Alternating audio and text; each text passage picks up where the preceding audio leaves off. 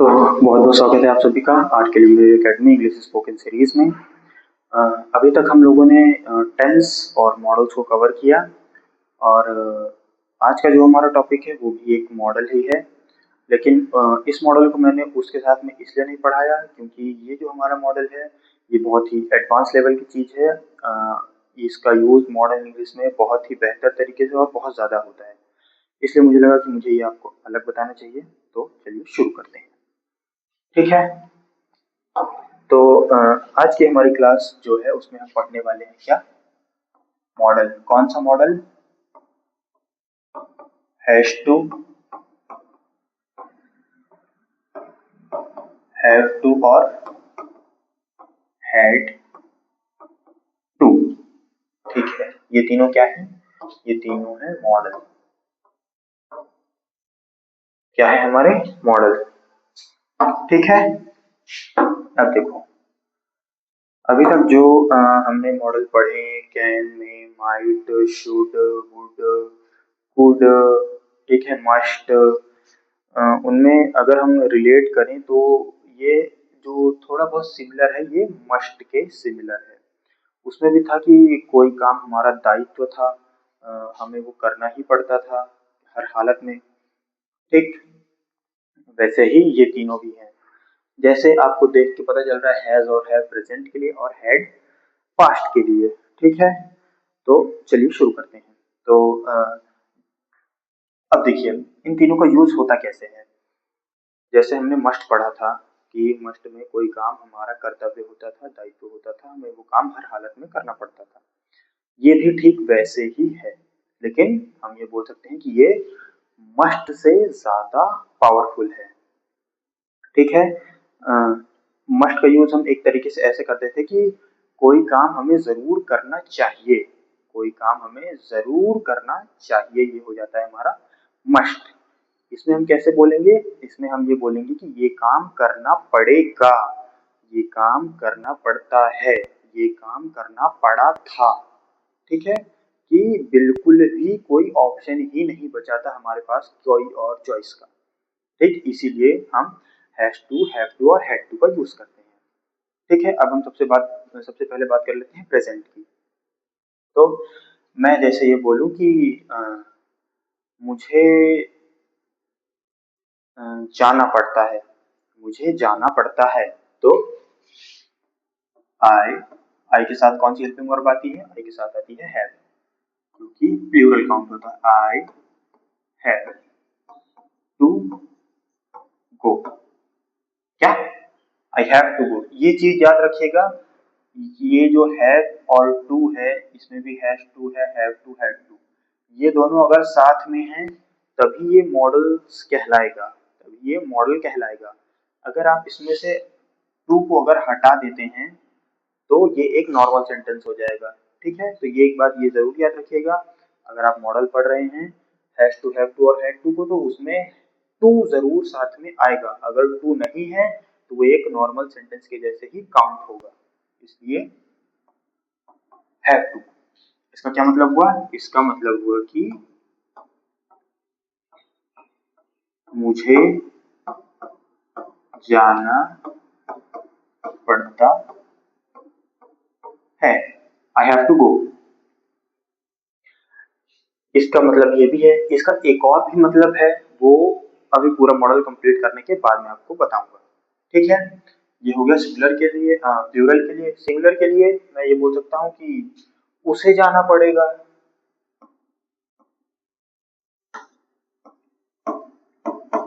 उसे जाना पड़ता है, तो इसके लिए हम बोल सकते हैं he has to go, he has to go। क्या? he has to go, ये हो गया हमारा क्या, प्रेजेंट। अब हम बात कर लेते हैं पास्ट की। हैज इसमें भी, हैव इसमें भी, हैज और हैव दोनों प्रेजेंट में। अगर हम पास्ट की बात कर लें, अभी हमने क्या पढ़ा? मुझे जाना पड़ता है, पड़ता है। अगर मैं ये बोलूं कि मुझे जाना पड़ा था, मुझे जाना पड़ा था, तो उसके लिए क्या हो जाएगा, आई हैड टू गो। बस आई हैड टू गो, इतना सिंपल सा है। और ही के साथ में उसे जाना पड़ा था। शी या शी कुछ भी ले लीजिए, शी ले लीजिए। She had to go, she had to go, she had to go. Had लगने का मतलब ये क्या हो गया, पास्ट। हम पास्ट की बात कर रहे हैं किसी भी चीज की, ठीक है। ये हो गया प्रेजेंट, ये हो गया पास्ट। अब हम बात करेंगे किसकी, फ्यूचर की। देखो मैं क्या लिख सकता हूं कि मुझे जाना पड़ेगा, मेरे पास इसके सिवा और कोई ऑप्शन नहीं है, तो मैं क्या लिख सकता हूं, I will have to go, I will have to go. ठीक, अब इसके बाद उसे जाना पड़ेगा, यहाँ पे हम क्या लिख सकते हैं, she will have to go. क्या, she will have to go. मुझे जाना पड़ता है, आई हैव टू गो। मुझे जाना पड़ता था, आई हैड टू गो। और मुझे जाना पड़ेगा, I will have to go. ठीक, इतना समझ में आया। यानी कि प्रेजेंट के साथ हैज हैव, पास्ट के साथ हैड, और फ्यूचर के साथ हैज हैव के साथ विल या शैल। ठीक है। अब देखो, अब मैं जो बात आपको बताने वाला हूँ एकदम ध्यान से सुनिएगा, ठीक है, क्योंकि यहाँ पर भी थोड़ी सी कॉन्ट्राडिक्शन है सेंटेंसों के बीच में और हेल्पिंग वर्ड्स को लेके। आपने ये जो अगर कभी ये वर्ड सुने भी होंगे कि मुझे जाना पड़ेगा, या हैज टू हैव टू वाले वर्ड अगर सुने भी होंगे, तो उसमें आपने विल नहीं सुना होगा, मैं गारंटी से कह रहा हूँ। अगर आप इंडियन एक्सेंट की बात करें तो इंडियन एक्सेंट में तो हाँ आपने सुना होगा, ये बात मैं जानता हूँ। लेकिन अगर आप फॉरेन एक्सेंट की बात करें, जहाँ पर इंग्लिश उनकी मदर लैंग्वेज है या मदर टंग है, वहां पर आपने हैज और हैव या हैज हैव के साथ विल या शैल बिल्कुल भी नहीं सुना होगा। ऐसा क्यों है? ऐसा इसलिए है क्योंकि हम मुझे जाना पड़ेगा, I will have to go, और I have to go.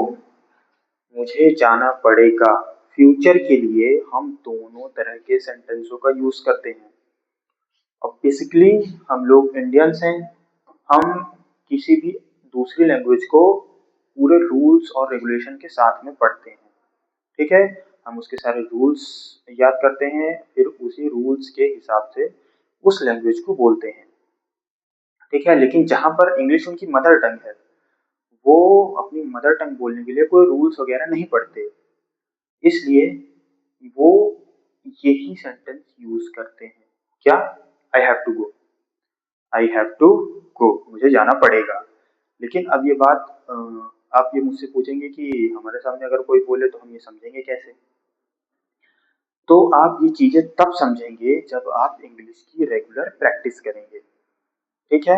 Regular practice करेंगे, बोलना सीखेंगे, जब सामने वाला आपके सामने बोलेगा आप उसको सुनेंगे, तब जाके आप ये समझेंगे कि वो क्या बोलना चाहता है, वो प्रेजेंट की बात कर रहा है या पास्ट की बात कर रहा है या फ्यूचर की बात कर रहा है। ठीक, सिर्फ यही सेंटेंस नहीं, और भी जैसे बाकी के सेंटेंस हैं।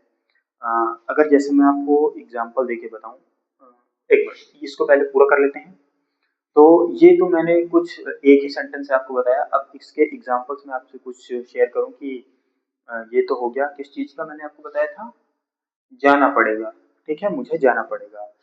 अब मैं आपसे ये बोलूं कि मुझे पढ़ना पड़ेगा, मुझे पढ़ना पड़ेगा, I have to study, I will have to study, ठीक है, मुझे पढ़ना पड़ता है, आई हैव टू स्टडी, उसके लिए भी वही, मुझे पढ़ना पड़ा था, I had to study, uh, मुझे खाना खाना पड़ेगा, I will have to eat food, मुझे पानी पीना पड़ेगा, I will have to drink water, मुझे पानी पीना पड़ा था, पास्ट की बात, I had to drink water, I had to drink water.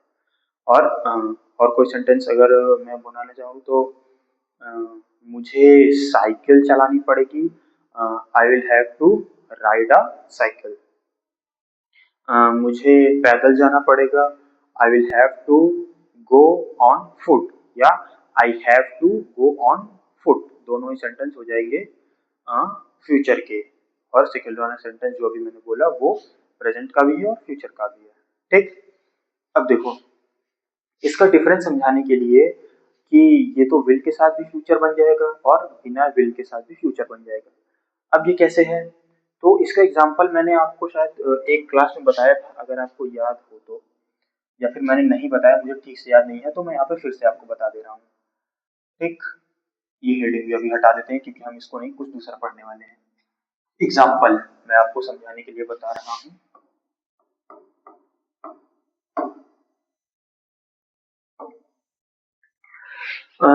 मैं अगर आपसे ये बोलूं कि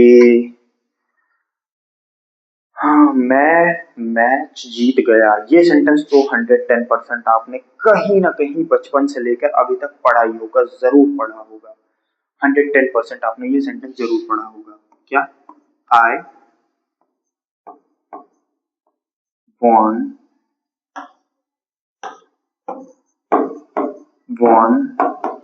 the match, I won the match, ठीक है। मैं मैच जीत गया, मैं मैच जीत गया, इस सेंटेंस को सुन के क्या लग रहा है, ये कौन सा है, ये परफेक्ट टेंस है, क्या है, ये परफेक्ट टेंस है, ठीक है। मैं मैच जीत गया, ठीक है, कोई काम पूरा हो चुका, मैं मैच जीत चुका हूं, वो काम पूरा हो गया है, तो ये इसलिए क्या है, ये है परफेक्ट टेंस। अब यहाँ पर कोई भी हेल्पिंग वर्ब आपको नहीं दिख रही है, ठीक है। अब बिना हेल्पिंग वर्ब के आप पता कैसे लगाएंगे कि ये कौन सा सेंटेंस है, बिना हेल्पिंग वर्ब के आप ये कैसे, मतलब आपको ये देख के तो पता तो चल रहा है कि हाँ ये सेंटेंस है, परफेक्ट परफेक्ट सेंटेंस है, ये जो सेंटेंस है ये परफेक्ट है, ठीक है, लेकिन आप टेंस का कैसे पता लगाएंगे, आप टेंस का कैसे पता लगाएंगे, तो इसके लिए ये है कि जब भी हम इस तरीके के सेंटेंस लिखते हैं विदाउट आइडेंटिटी, यानी विदाउट हेल्पिंग वर्ब के साथ, हेल्पिंग वर्ब भी हमारी आइडेंटिटी होती है, उसी से हमें पता चलता है कि ये सेंटेंस जो है वो कौन से टेंस का है। तो यहाँ पर कोई आइडेंटिटी तो दी नहीं गई है, यहाँ पर मेन वर्ब की थर्ड फॉर्म लगा दी गई है, हेल्पिंग वर्ब जैसी कोई चीज तो है नहीं इस सेंटेंस में, तो हमें ये पता कैसे चलेगा। तो एक बात याद रखना, जहां पर भी सेंटेंस में वर्ब की थर्ड फॉर्म आए, वर्ब की थर्ड फॉर्म आए, थर्ड फॉर्म किस सेंटेंस में आती है, हमेशा परफेक्ट टेंस में ही थर्ड फॉर्म आती है, ये बात तो याद ही रखना आप लोग। तो यहाँ पर क्या है, यहाँ पर है थर्ड फॉर्म, ठीक। लेकिन अब इसमें हम पहचानेंगे कैसे ये टेंस कौन सा है, क्योंकि परफेक्ट की थर्ड फॉर्म तो प्रेजेंट में भी आती है, पास्ट में भी आती है, फ्यूचर में भी आती है, ठीक। तो ये जो बिना हेल्पिंग वर्ब के डायरेक्ट जो मेन वर्ब आ जाती है, बिना हेल्पिंग वर्ब के जो डायरेक्ट मेन वर्ब आती है वो हमेशा पास्ट टेंस में ही आती है, ये बात हमेशा याद रखिएगा। कहीं पर भी आप सेंटेंस देखें जहां पर हेल्पिंग वर्ब ना दी गई हो, सीधा मेन वर्ब लिखी गई हो, और मेन वर्ब कौन सी, थर्ड फॉर्म, तो ये समझ लीजिएगा कि ये पास्ट का परफेक्ट टेंस है, ठीक है। ठीक वैसे ही जैसे अभी मैंने आपको बताया has to, have to or had to के बारे में, कि जो प्रेजेंट है और पास्ट है वो दोनों सिमिलर तरीके से आ जाते हैं। अगर हम इंडियन एक्सेंट की बात करें, इंडियन लैंग्वेज में अगर हम उसको बोलें तो हम प्रॉपर ग्रामर के तरीके से उसको विल या शैल लगाकर फ्यूचर में बोलते हैं, लेकिन हम फॉरेन कंट्रीज की बात करें जहाँ पर इंग्लिश उनकी मदर लैंग्वेज है, वो बिना विल शैल के ही फ्यूचर की बात करते हैं हैव टू और हैव टू के साथ। ठीक, समझ आया? तो ये थी हमारी आज की क्लास। क्लास कैसे लगी आप लोग ज़रूर बताएँ। अगर आपको कोई सवाल हो तो आप पूछ सकते हैं। मिलते हैं नेक्स्ट क्लास में, तब तक के लिए धन्यवाद।